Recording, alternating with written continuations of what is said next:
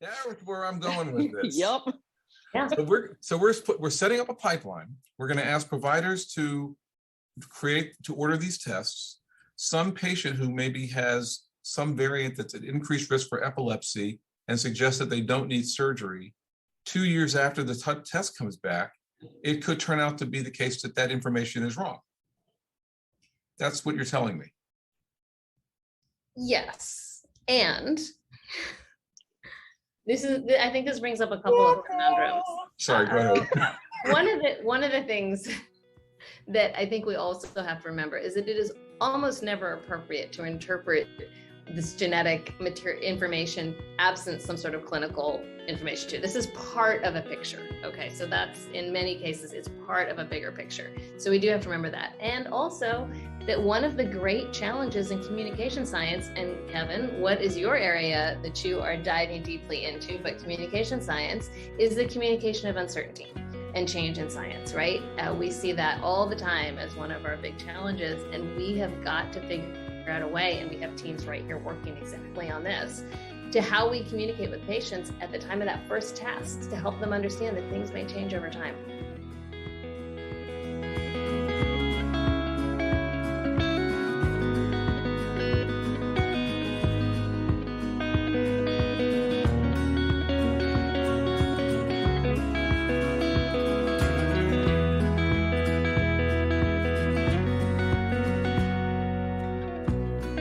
Hello, and welcome to Informatics in the Round, a podcast designed to help everyone become a part of the dialogue about topics in biomedical informatics. I'm Kevin Johnson, physician and informatics chair at Vanderbilt, at KBJ Vanderbilt on Twitter, www.kevinbjohnsonmd.net on the web, which is where you can find this podcast, or on Podbean, or wherever you like to listen to podcasts. Well, we have a great episode today and a bunch of great guests. To paraphrase Dorothy from The Wizard of Oz, exomes and genomes and VUSes, oh my. Time to go back to high school biology, folks, but not the version of it most of us took. This one is the one they're teaching now.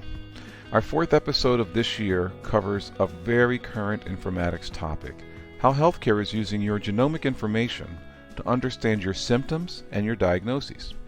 This idea of genome-informed medicine is a major part of precision medicine. It's been at the center of cancer therapy for a few decades and is now becoming a part of healthcare beyond cancer. Here's the rub: most doctors don't know very much about it. So it's up to those of us who understand it and who specialize in informatics to come to the rescue. You'll meet three such informatician genomic medicine experts on this episode. Sarah Bland, one of the most insightful and quick-witted people I've had the pleasure of working with, is on this podcast as both an expert on the issue that we're going to discuss and as the person who keeps it all real. Melissa McFeeters is a public health informatics and epidemiology expert. For those of you who've been listening to Informatics in the Round for over a year, you've heard Melissa discuss COVID with us before. However, her other life at Vanderbilt has been helping to coordinate this entire program we have about how we can bring patients' genomics into the care of everyday physicians and advanced practice nurses. As you'll see, although this is a relatively new area for her, she's really mastered a lot of it. Travis Osterman is a physician I've often called the doctor's doctor. At least this doctor, should I ever get cancer. He's phenomenal. He's the consummate professional and a terrific communicator. Because of his expertise in cancer informatics, he's one of the most knowledgeable people in the country about genome-informed care, and brings that knowledge to a very challenging discussion. So we start off the discussion today not with a songwriter-singer, but with a songwriter-singer's most essential team member, the doctor. Galen Garrett is Senior Executive Medical Director of the Vanderbilt Voice Center, Guy M. Manis Chair of Laryngology and Voice, and Professor of Otolaryngology. She's a phenomenal physician, very well known in the community, and has been taking care of many of the patients who have various ailments that affect their instrument, their voice, for quite a while now at Vanderbilt. She could tell us stories about a lot of well-known artists, but she can't. I'm kind of excited for you to hear this episode, so let's get to it. Hope you enjoy it.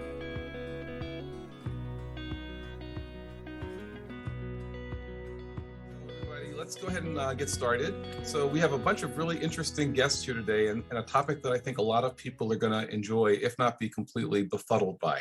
Both are fun though. So Melissa, who are you? I'm Melissa McPeters. And everybody should know you, but in case they don't, where will you be working soon?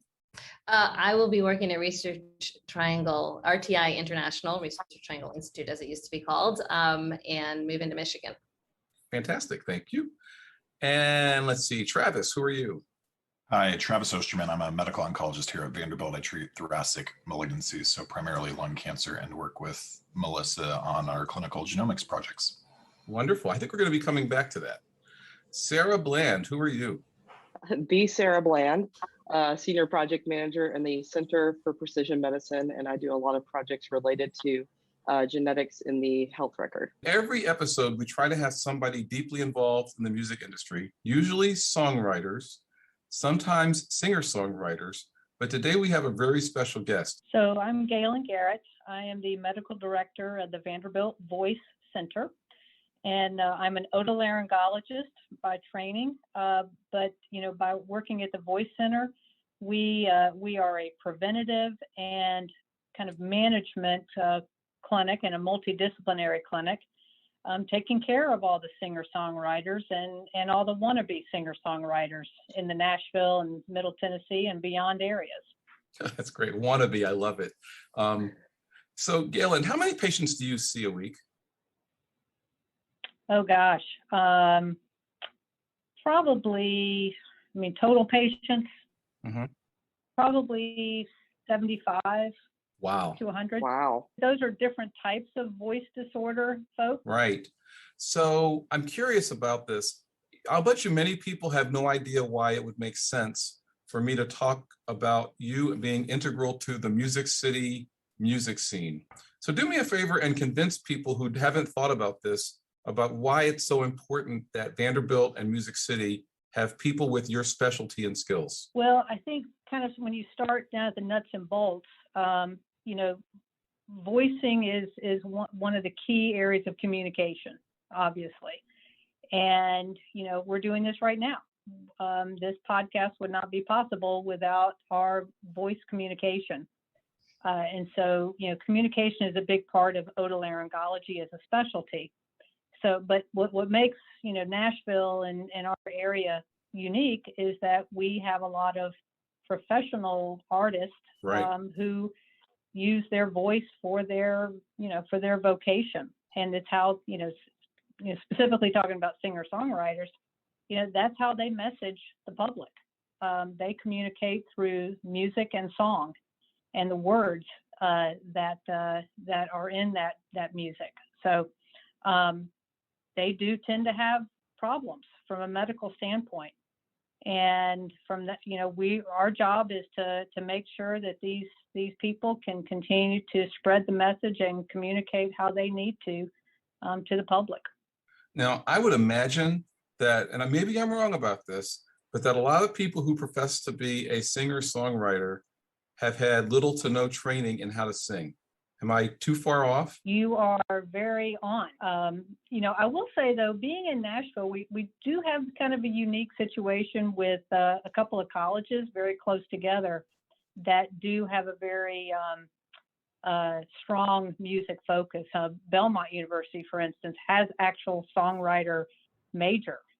You guys probably knew that, but we did. We see a lot of those people, but they're wanting to perform, and that's a small group, but the majority, as you said, are coming to Nashville from other places and do not have that formal training that helps to prevent problems down the road. I can remember when I first got here, I've done a little bit of singing and actually been to the Voice Center a couple of times. And they informed me when I first started working in the studio that before I could actually really get involved, I needed to learn this thing called the Nashville number system. And at least the story I heard back then, and you'll have to tell me if I'm way off, is that group people and singers like Dolly Parton were the ones who really, espoused the value of the number system, because on a bad day, when you can't sing the song that you wrote in the key that you wrote it, you can simply tell the entire group to go down, as opposed to saying going down a third, you can actually write the piece in the number system and then pick a new starting note and everything else stays the same. Is that about right? Yeah, I mean, I think I to be honest, I've never heard it described that way, but yes, that's exactly right. Yeah, it's a real thing. And part of the issue was that a lot of these singers, they write these pieces for on their best day.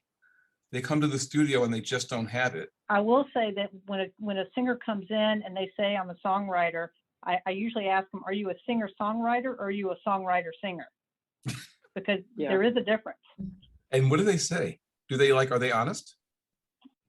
They are actually, because, and the other thing I always ask, to your numbers point, is, are you writing more for yourself to sing, or are you contracted to write for other artists?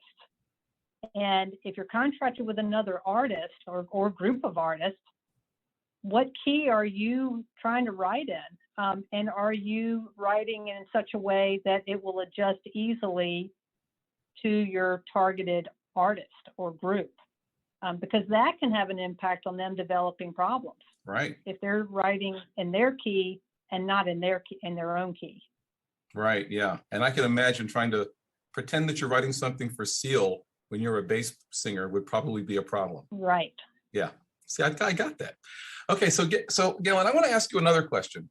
You're a busy physician, and I imagine that there's been at least one patient who has come to you with, let's just say, vocal cord nodules. Imagine that, I'm guessing there's probably a few, but imagine that we have a system so that you could actually take a patient who might have a little bit of a raspy voice or saying they're a little bit fatigued at the end of a singing session and see whether they are at genetic risk for vocal cord nodules. How would you order that test? So first of all, that would be amazing on many levels. Yeah. And if you could, because we would love to see people right at the beginning when they come to Nashville, they haven't developed any problems, and they are just trying to figure out how to do it right. That test would be really a game changer for us. So, how would I actually physically order it? I'm not sure if that's your question. Yeah, it is. How would you physically order it? Well, I guess I would order it like I would order any other test. I would hope. I hope it would be that easy to get. You would, and then how would you have you ever had to interpret any genetic results that have come in? I have not, actually. And have you taken care of patients with diseases like, say, Treacher's-Collins or other diseases where there may be a genetic component to their illness? Yes, now that I have. So do you just rely on others to interpret the information that might be relevant to you? Yes, I do. I interpret it. I rely on my very smarter genetic colleagues. Yes, I wouldn't call them smarter. I would call them genetically aware. There you go. There you go. So this is the topic we're going to talk about today. And I think it's fair to say that if I had 1,000 doctors at Vanderbilt and 1,000 nurses at Vanderbilt, and we were all on this Zoom call, in addition to having bandwidth problems that would make it impossible for us to do the podcast this way, very few of them would be able to do what I just asked you to be able to do, Galen, because we've never learned these things. I asked Melissa and Travis to come and talk a little bit about what we've been trying to do at Vanderbilt, because it's a pretty amazing thing, but it also is going to potentially make the care that you deliver different. Melissa, Travis, what is this thing that you guys have been working on that is so awesome? So what we've been trying to do for about almost 2 years now is really develop a pipeline of processes and services and support efforts that ensure that our patients get the most genomically concordant care that is appropriate for their particular condition in a way that is seamless to our clinicians so that they don't all have to become genetic experts, in a nutshell. So that's been our work for the last couple of years. And it ranges from technical things to less technical things, but just trying to make sure that we're creating that wraparound process for our patients and our clinicians. Travis, what makes it hard for the average doctor to do anything in genomics? Why isn't it the same as me ordering a hematocrit or a blood test? one of the challenges here is that the science of how we actually do these tests progresses very, very quickly. In my space, these are tests I order every week, and I've seen the platforms that we use to order these tests migrate through probably 6 different platforms over just the last 10 years. Jeez. And when I say platform, usually what I mean is we're switching vendors because a new vendor now offers a better test because it's better for our patients, it's faster, it's cheaper for our patients, et cetera. That's really hard for us to keep up with internally here at Vanderbilt. Now, once you start ordering these tests outside of our system, the results don't flow in typically like you would expect any of our internal systems, like you were talking about, Kevin, like CBCs and BMPs, these lab results that your primary care doctor is often ordering for you. Hold on, let me ask you a question. So are you saying that it's possible to order, like for doctors to order these tests and not have it be a part of the hospital system? Absolutely. So this is very common, actually. You can work directly with one of these companies to get the results for the patient. Now, there are downsides to this, clearly. That physician and that team that are responsible for finding a way to get that into your medical record so the rest of your healthcare team can benefit from that information. Especially if we're talking about genomic testing for something like vocal cord nodules, there may be other tests, there may be other conditions that are found on that panel that may impact the rest of your care outside. So these come in essentially as faxes. These are PDF documents that are really hard for us to use in the rest of our medical record. It would really help us to counsel them on, because we're all the time talking to every artist and pretty much making the same recommendations about, how they use their voice, how often they use their voice, when they should rest or not. And you really just kind of have to go on past history. But if we could anticipate how they should best take care of themselves, again, I think that would be an amazing step forward. So one of the things that Travis mentioned was it's possible that by giving, let's just say that you have one of these tests that you're ordering, it's entirely possible that you're going to get results that are really relevant to the patient's risk for breast cancer. How do you feel about the one who's had ordered the test and now you find out that they have a gene that might make them at increased risk for breast cancer? What are you going to do? Is that question to me? Yes, it is. Yeah. And by the way, that's a sign. Kevin, can I chime in right here? Because I have heard about this exact issue. One of my projects is we're collecting family health history, and it's going to develop a report of recommendations to participants in this study and say, hey, you might be at a higher risk based on your family health history for breast cancer or prostate cancer or colorectal cancer. So you might want to talk to your doctor about doing mammograms a little earlier or doing more screenings earlier. And as we've been going through this process of getting this report developed, I've seen doctors be very cautious, saying they don't want these type of reports in their patient's health record. For example, one of the doctors on the committee that we presented to, it was an infectious disease doctor. So she said, I don't want to deal with report that has something to do with breast cancer if that patient of mine doesn't come here for any kind of care related to breast cancer. That's a lot of responsibility on me. And I'll say, in addition to that, what we're hearing when we talk to clinicians across campus is this stuff is changing so fast. That science is moving so quickly that it is a lot of responsibility to feel like you have to be able to constantly interpret a report that may come in with a bunch of genetic information that hasn't necessarily been interpreted. And that's exactly what we're trying to create, is a system that wraps around those clinicians in a way that they know where to go, how to request that consultation, how to make sure that they're getting the patient to the right place, or that in the clinical decision support kind of environment actually triggers them to ask questions, to pursue further testing based on what's in that record without them each and every one having to be a genetic specialist.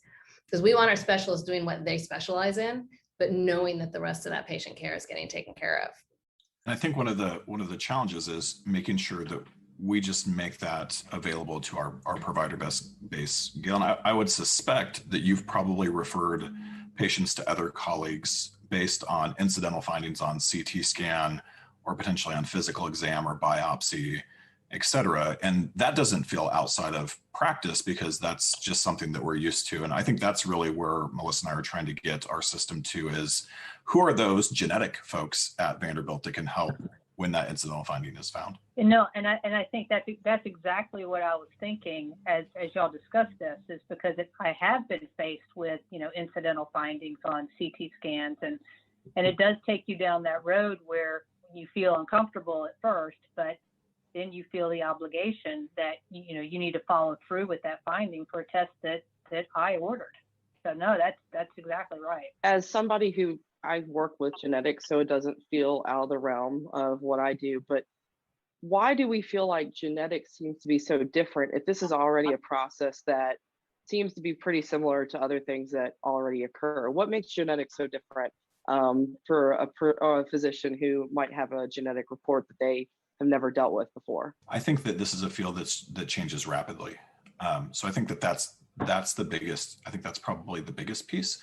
I think there's also concern on the provider side around some of the impacts that may be outside of medical care. So for instance, the impacts that does this result affect my insurability for health insurance? Does this result impact my insurability from a life insurance standpoint? What is the impact on my children? So I think these are questions that those incidental findings usually don't actually cross. And so that's a space that's new ground for many of my colleagues.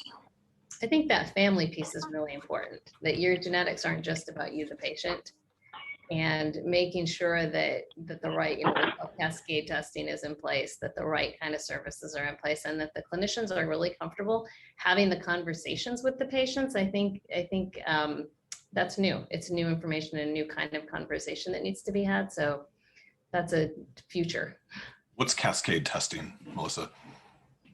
That's when you have to test other family members because you find something in one of them that may be affecting others. And so, this is different than the finding that you have on a CBC that's about that one patient in front of you only. And so it has bigger ramifications in that way. But the converse of that, Sarah, I think to your point, is that why is it so different? It's part of our health. It's part of our health system. It's part of medical care.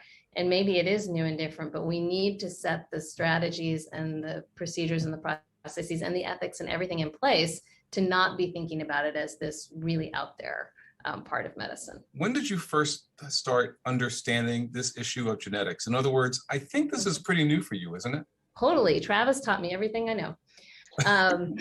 So then why can't all of our other faculty learn this, physicians learn this?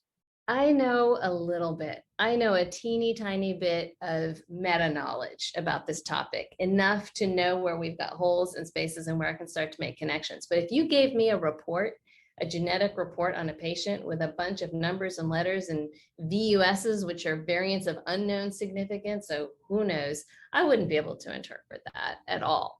And so I'm a newbie to this. I'm about 2 years into really working in this space. So I think what I have is a very surface level of knowledge, but enough to know what I know and enough to know what I don't know. Yeah, I like to say that I know enough to be dangerous because enough people know that I work at Vanderbilt and work with genetics. And so they like to ask me about, the bump on their arm, and I have nothing to do with the bump on their arm. So I totally understand that feeling. So do you guys get a sense that there's a lot of patients walking around who should be getting genetic testing, but we have clinicians who don't know how to do it?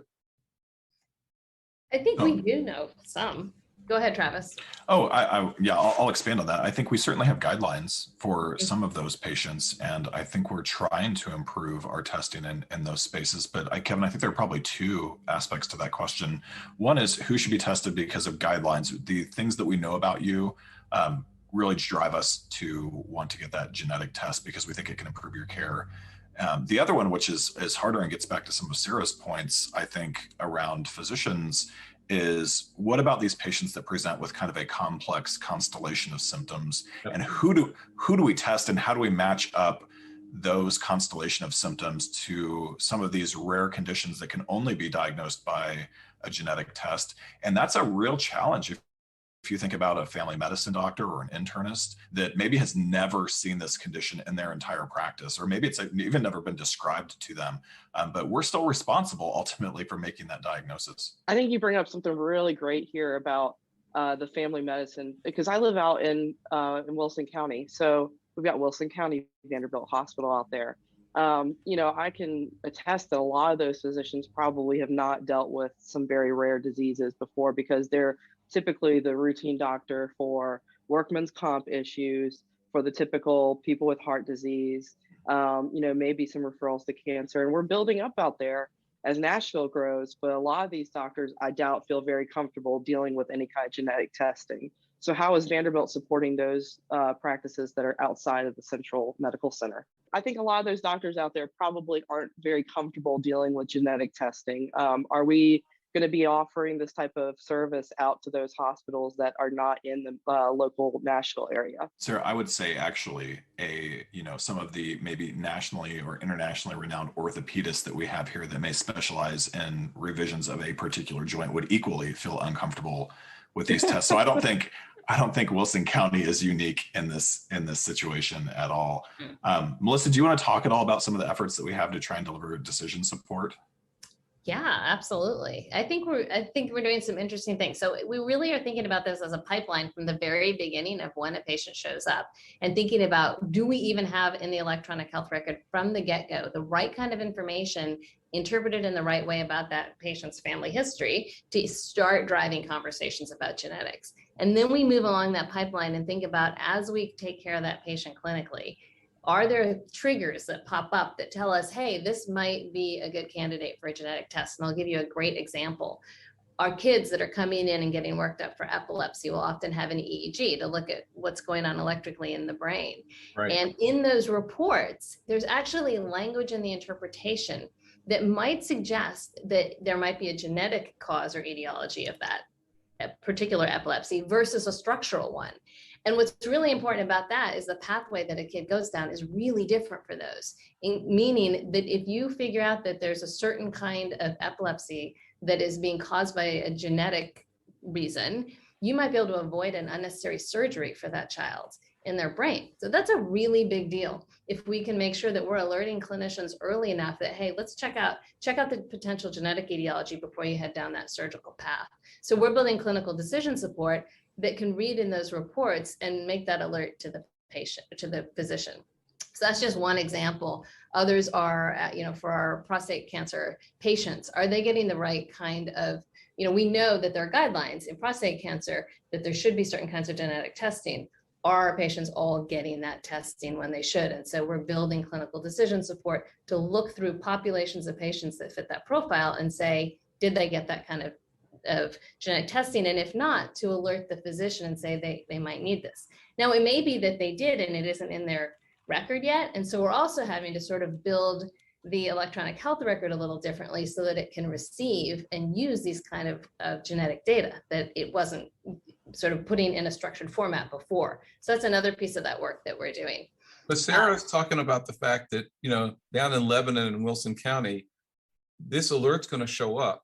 Mm-hmm. And there's going to be a physician or nurse practitioner or advanced practice nurse who's going to look at it and go, I don't even know what that means. So is there some other part of the workforce, or how do you want to help those doctors and nurses out?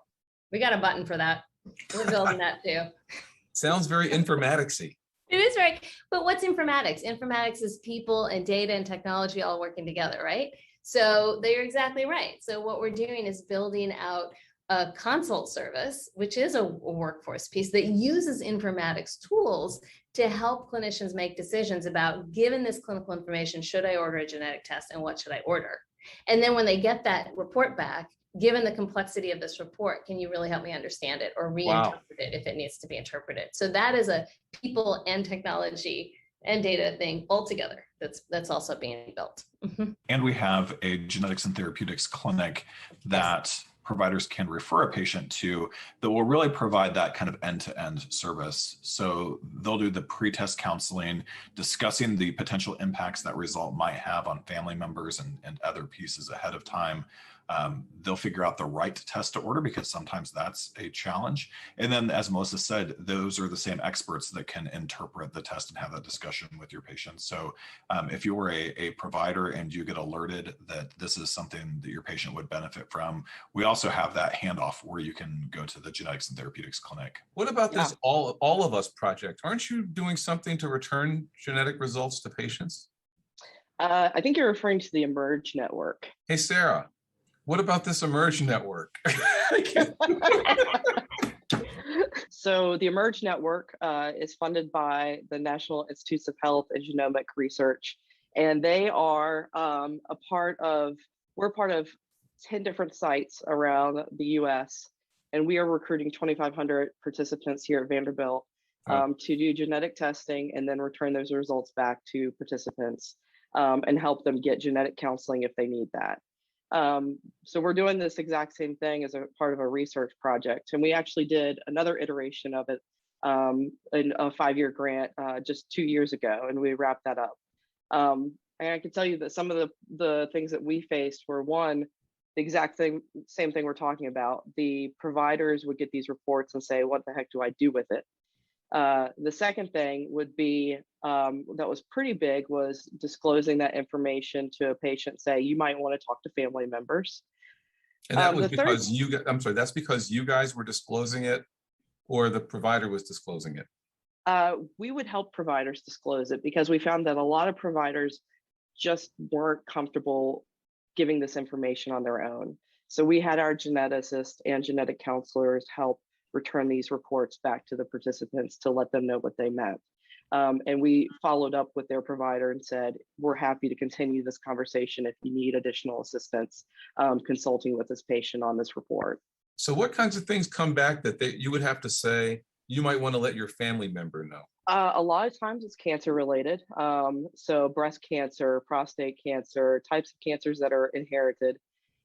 We also saw a lot of cardiovascular health related reports that, someone probably has had some elevated cholesterol or blood pressure, and that might carry on through their family, that they want to disclose that information. A tricky situation that we had was patients who, within the 5-year study, we got a report back that they had a certain type of genetic variant, and then found out that that patient had died during the time that we had done the blood draw and gotten the report back. Wow. So then we had to decide, how do we return those results back to their family so that they are aware your family member had this genetic test. Wow, that's tough. And then you have to, obviously it wasn't the genetic variant that killed them. Right. But that's information that a total stranger is now going to be providing the family, who A, are a little bit grieving, and B, were never counseled about genetic information being relevant, right? Right. And that's really difficult to explain to a family member. They didn't die of X. However, this was something that they had, and you might want to consider doing testing for the rest of your family members. It's a ethical situation on deciding if you even want to disclose that information, because at that point, the participant of the study was deceased. Would they have been comfortable disclosing that information? Right. Wow. Did you run into any of the issues related to paternity? We did not. We did not do that type of testing, but that is you bring up a point that I was going to ask Melissa and Travis, is that what happens to these direct to consumer tests that, and we saw this, we had patients who would say, well, I thought that my report that you gave me was going to look like the 23andMe report that I have. What does this do?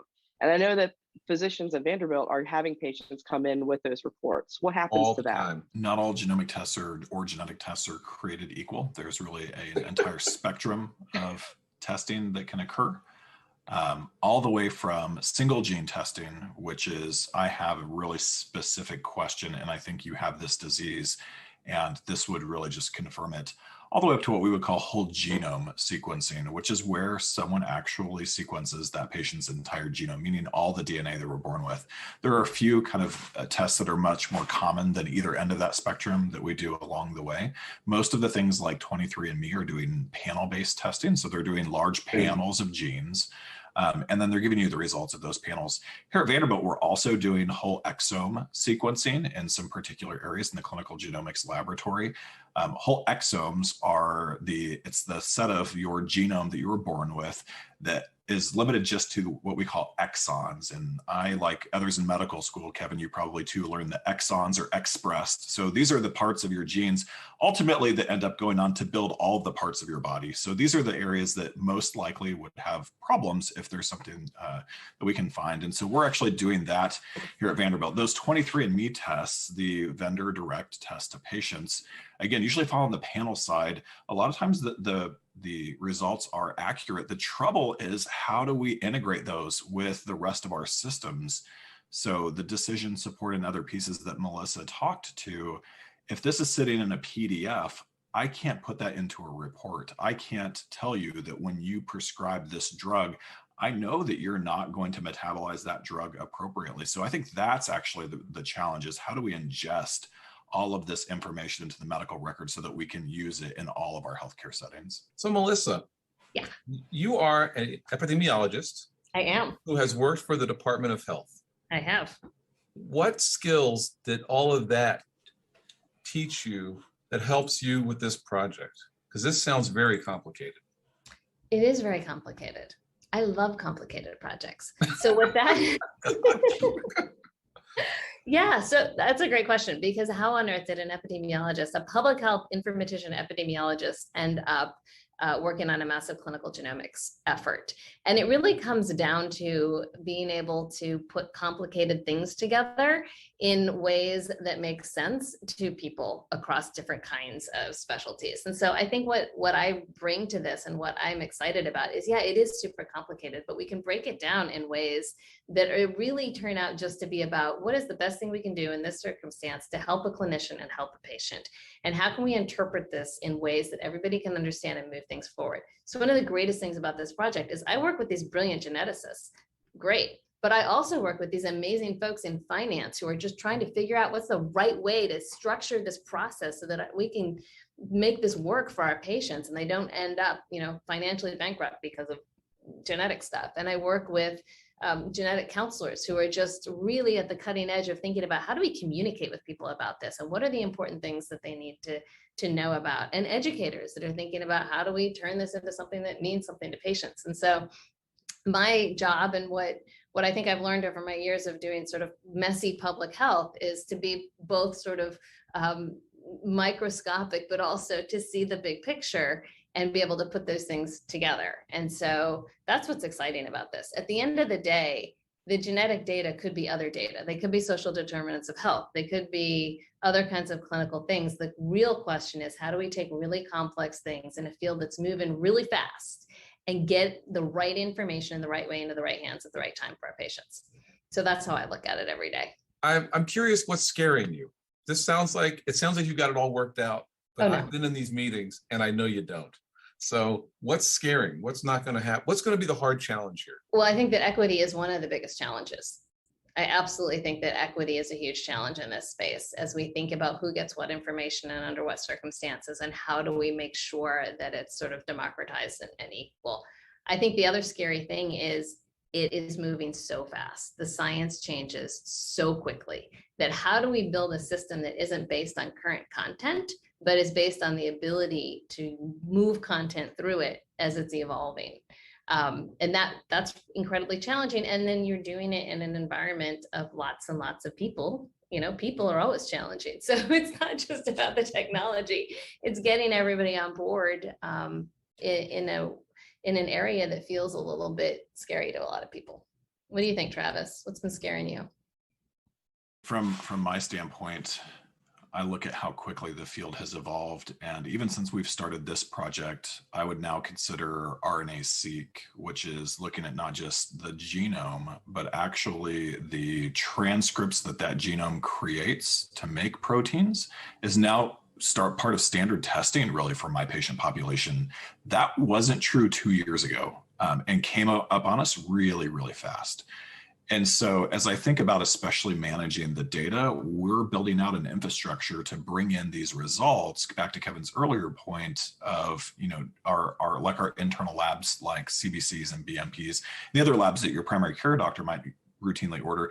We're trying to bring in these lab tests just like those. But at the same time, if all of a sudden the field changes and there's a company that offers a better test, it's going to be really hard to just not justify going to that better test if it's better for my patients, even if we've put in this really large investment to try and bring in these results. So I spent a lot of time really just trying to think about that framework and making it robust so that we can make sure we can digest that information, and lots of information that honestly, we don't even know what's going to come around the corner next. Yeah, that's actually what I've been worried about as we've talked about this, is that even in Emerge 3, where we returned results back to 2,500 patients, that was 2 years ago now for us. And since then, we've had 15 patients we've gotten updated reports on who have had their genetic results reclassified, meaning their genetic test now says that they had a genetic variant for X amount of disease or X disease, and now it's downgraded. They no longer have that same risk because new science said they don't. Well, I mean, if we start getting a lot of these patients in or doing this testing, how are you going to keep up with that science and alert all those patients and providers? So before you answer that, I know that that's an issue people probably are confused by. So let's talk about this issue of called variants versus variants of unknown significance. Who wants to take that on? I'll take it. Melissa, Travis. for those of you who can't see, just leaned back in her chair almost to the point of falling over. So I'm thinking that's a no. That's usually a handoff. So I'll take that one then. Yep. So I guess what some people may not know, or maybe most people don't know, if you don't recall all the intricacies of high school biology class, is that when we do the sequencing, we get a set of letters that are the base pairs off of the sequencer. That doesn't tell us what's right and wrong. We have to align that to a genome. There are some standard human genomes that are available. Version 38 is the current one that we're aligning to right now. From that, there's a complex set. Is that the one that's unique for millennials, or what's that? This is actually really to Melissa's point about equity, though. This is not a genome that is a mixture evenly across ancestries. This is a genome that has a really narrow view, and that's what we're using, just to be fair, for almost, it's really our standard in all settings I know of for alignment. So this is going to go then into a set of software that's going to look at this alignment genome versus what we see for you, and it's going to start trying to understand what's different and what's different normal. Clearly, there are different parts of our DNA that make us us, and that doesn't give us risk for disease. And then what's different abnormal. So the different abnormal then gets flagged into a file, and that file will be reviewed by someone called a molecular pathologist. This is similar to the pathologist that's going to look at your breast biopsy, et cetera. So this is someone who has specialty training in this. They're going to look through this list, and they're going to, as Sarah said, they're going to look at the current science and say, based on the analysis from our pipeline and the current science, we're going to score this as something that's essentially benign, meaning that we don't think that this is going to ever cause you any problems. Likely benign, likely pathogenic. Pathogenic meaning we think this is going to cause some sort of problem.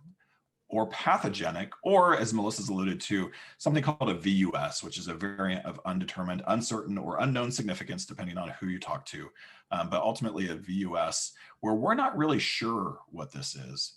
And Sarah's point about reclassification is, even if your genes don't change over the years, the science and how we understand the implications of those changes really does. And it changes pretty quickly.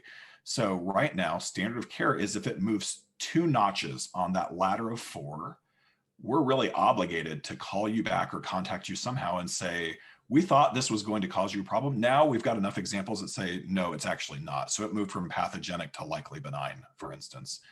So that's what reclassification is. And we're still struggling really at Vanderbilt here to come up with policies around this, because this is really the cutting edge of the field. Yeah. I think I would say that the struggle is national and international to really think about this, and that a lot of really smart people are thinking and writing and really trying to figure out what the processes need to be, including a team here at Vanderbilt that's really working on it. So I'm also hearing that there are more than two steps here. In other words, I may get a report in 2021 that has some variant that's an unknown significance of VUS, and it's not called at all. And then some studies come out that show that it might be conferring increased risk, let's just say for Alzheimer's, making something up. So now it's moved from nothing to something. And I imagine that would be the first example of when you'd want to recontact me, right? That's a great example. And now that we know that, people are starting to sample for it. They get a larger case control study and they find out, no, it really doesn't seem to be conferring a significant increased risk. So it goes from likely pathogenic to truly benign. And now you've taken me from nothing to, oh my God, to just kidding. So why would you trust us? Why would you trust us, Kevin? That's where I'm going with this. Yep. Yeah. So we're setting up a pipeline. We're going to ask providers to order these tests. Some patient who maybe has some variant that's at increased risk for epilepsy and suggests that they don't need surgery, 2 years after the test comes back, it could turn out to be the case that that information is wrong. That's what you're telling me. Yes, and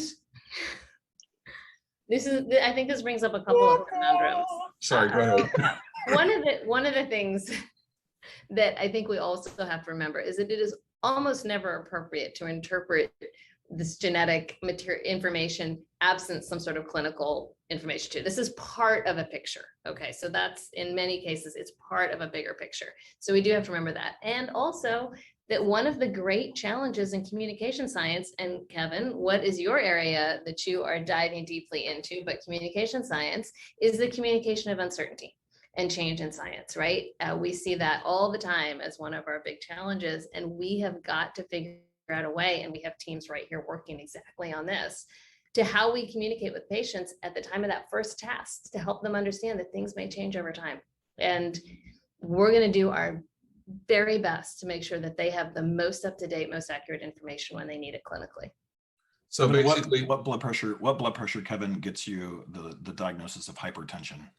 Depends on your age, depends on your ancestry, depends on your lots of things. Was that true? Was that true 10 years ago? Was that true 10 years ago? For pediatricians, it's always been true.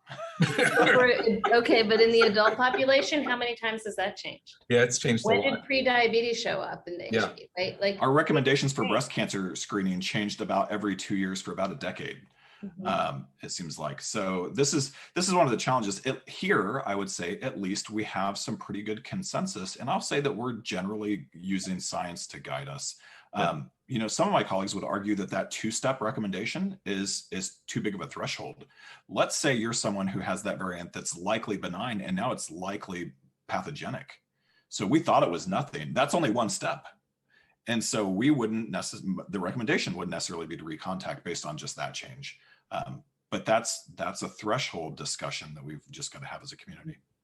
So I do want to get to this ethics piece as we're getting close to the end, but I want to come back to Sarah here. So Sarah, you obviously knew all this, and yet when you were with the Emerge 3 cohort of patients who had to recontact, how much stock did you put into the finding from the patient who's deceased, who you're going to send to a family member, recognizing you may have to contact them later as science changes to tell them something different? Yeah, we had a great ethicist on our team, the Ellen Wright Clayton. Who, everybody's bowing to Ellen. She's on our team too. Ellen, we're bowing to you. Ellen really helped us understand what our responsibility was to the participant. For us, we provided genetic results that had actionability, meaning there was results that were able to dictate, hey, you should get a mammogram, or you should get this type of testing, or you should start to see a doctor more often.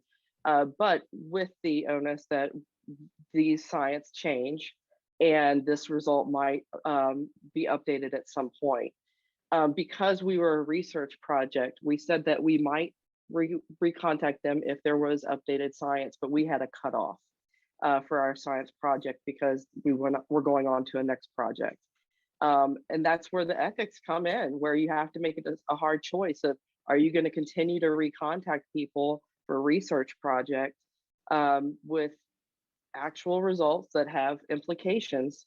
Or do you say, we're just not going to recontact them and let them have additional genetic testing at some point and learn this on their own? What's interesting about this, and this gets back to ethics, is you were making some decisions in that conversation, thanks to Dr. Clayton, about which ethical principles were going to drive our decision making. So without getting into all the ethical principles, there are a couple really big ones here, one of which has to do with beneficence, the extent to which we believe that there may be some benefit to something that outweighs its risk.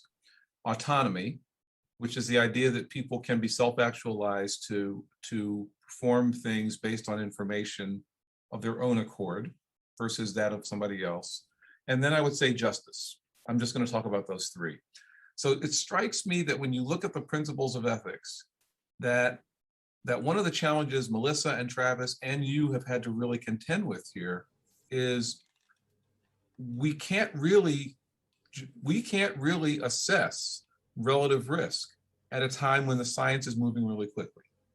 That there may be real issues with regard to autonomy if in fact decisions that may be made are being made with sort of unsteady ground. In other words, if you, to use an extreme example, if I made a decision to do a surgical procedure based on a variant that would cause a bad disease, and some people could imagine some examples I might have used, and then find out that it turns out that variant's no longer found to be significant, or that you tell somebody that their children are at risk for a disease. We know the story with certain really bad diseases like Huntington's and other diseases like that. How do you go through all that? Is it really you pull out the entire ethical framework and you say, okay, our strategy for this particular variant is going to be based on beneficence, because what we're going to uncover has low risk, high benefit, versus another population of patients deserve, justice, which is an opportunity to be thought about fairly in terms of how they are treated after this piece of information. How do you, did Ellen get into that level of detail, or was it sort of a gestalt of seems like the right thing to do? Yeah, I think it's a little bit of both. Yeah. For us, what we had to do was, as we returned the genetic results and as we consented participants a part of our study, we said, we need you to understand that science changes, and what these results say might have a health benefit or something, a health risk for you, or it might not down the road because science changes. We actually saw this, I think, a lot. And Melissa, I'm looking at you because we had the same thing happen with COVID. Oh, yeah. We had changing science for COVID in regards to testing and in regards to the vaccination plan for all of the world to see changing science. Oh, it started way before that. Think about masks. Yeah. Yeah, absolutely. Yeah. And we're seeing it now. I'm in the office. Yeah. I didn't wear a mask today. I was freaking out a little bit about it. I think being able to see that science changes so rapidly and so quickly because of the technology that we have, and that we have so many brilliant scientists out there, is a scary thing for people. And so I think being able to remind people who get genetic testing or be a part of these studies that this is not definite science, this is not perfect, things change, is really important to have that educational component. And as the science changes, being able to offer what that means and defining that and providing explanations is really essential. Yeah. And I'll say that I think that the certainty level of the science is also not consistent across all genetic areas. So we have some areas where there's really good, strong evidence and it's pretty solid. And particularly in the cancer space with somatic type of testing where you're testing the tumor itself to see what treatments it might respond to, that's going to be a lot more sure. That's not something about your overall DNA that we may learn something new, that we're learning new things all the time. And that's hard too, because when a patient hears genetic testing, they don't necessarily categorize into those different areas to know that the uncertainty may be different in different areas. So we've got to get better about that communication, I think, as health systems and health communicators. I'll expand on that just a little bit, Melissa, and say even in what we would say the germline space, where we're testing for the risks of disease that you might have in the future. If you're doing a panel-based test, so you have congestive heart failure or some other disease that has prompted a provider to say, let's just look at the panel and make sure that this isn't something that you inherited. If you're only looking at a small number of genes, the fact that those genes are on the panel makes us much more confident about the science behind those genes. The recontacting piece that's most challenging is when we're doing that whole exome testing. Right. So when we're testing your entire genome, every gene that you have in your body, that's the piece where we're likely going to have more of these recontact issues. So a lot of organizations, when it comes to medications, have something called a Pharmacy and Therapeutics Committee. And the goal of the Pharmacy and Therapeutics Committee is to do all of this pre-work. So before I ever have an opportunity to order a particular medication, someone else has already made a decision, probably an ethical one, based on issues of malfeasance and beneficence, et cetera. Do we have a similar kind of Pharmacy and Therapeutics Committee in front of all of this genetic testing recommendations work? We do have a what's called a lab formulary that helps make decisions about which tests should be established for in our system for ordering. And so that's a corollary to that. I will say that I think this is a new area and a shifting area, and it gets complicated because, a lot of the labs to date have been external. And so I think health systems are having to make a lot of decisions about how you manage that process and where people should order tests and what tests should be ordered. So if you, so one of the things that we had participants who, after they did the blood draw and started going through the study, decided they didn't want to be a part of it, didn't want the testing, didn't want the results. If you have a provider who says, I think we should order a genetic test, can you opt out? Because part of this does sound like, oh, this is a great opportunity for Vanderbilt to make a lot of money. Oh, no, this is really not about making a lot of money. No, I think you raise a good point. Absolutely. I mean, one of the core tenets of the work that we're doing is shared decision making. And this is very much about helping clinicians and patients come to a decision about whether or not genetic testing is right for them in that circumstance, whether it's germline testing or somatic testing in the presence of a particular cancer diagnosis. And so that's a really, really important thing, that it is truly a shared thing. I think one of the unique things about Vanderbilt that a lot of places don't have is that we do have an internal genomics lab now that does some of the testing inside. And so that changes the dynamic just a little bit. And they will do whole exome testing and then a series, they're building up more and more panels so that clinicians can order from right within Vanderbilt as opposed to going to an external lab. Well, this has been fascinating, guys. I can imagine as a listener of this podcast that we have covered ground they've never thought they would hear. I mean, who's thinking this way? And the fact that, Vanderbilt and other organizations like Vanderbilt are trying to get ahead in making this a reality. This, everybody's probably seen at least one cartoon that talks about the patient handing somebody their genetics and saying, fix me, right? The fact that we're in the process of really bringing that up, where you can order the tests, you can receive results, you can have the results explained. We have an ethical team thinking about it. We're translating research that Sarah Bland and others are doing into that same kind of ecosystem. Pretty fascinating. And I think, I know Galen was talking a little bit about how comfortable she is with this and how she thinks of it as a lab test. She may not necessarily know how much it's not like a lab test, but you guys are doing everything you can to make it a lab test.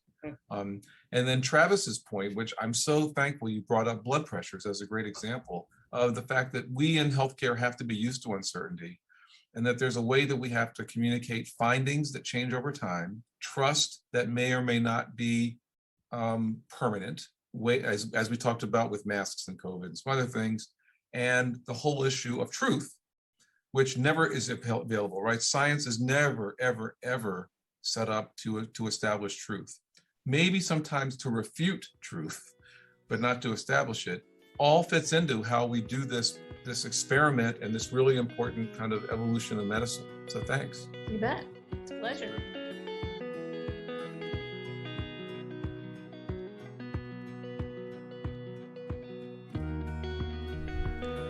Well, that was a conversation that covered a lot of science and a lot of medicine.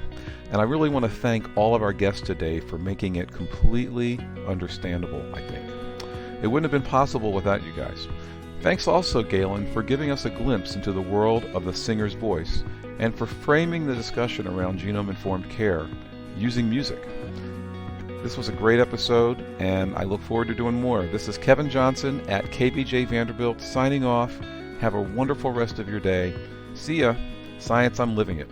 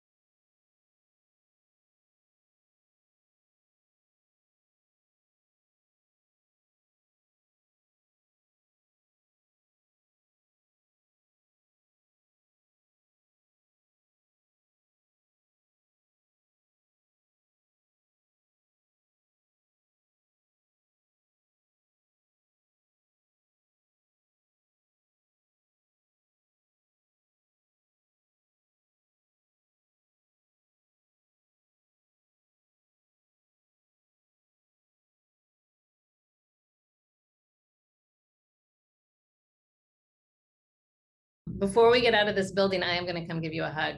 Oh, okay. And way too long. What makes you think I'm in this building? Because I just went down and looked in your window. And I waved at you. You did. It was so good to actually see your face.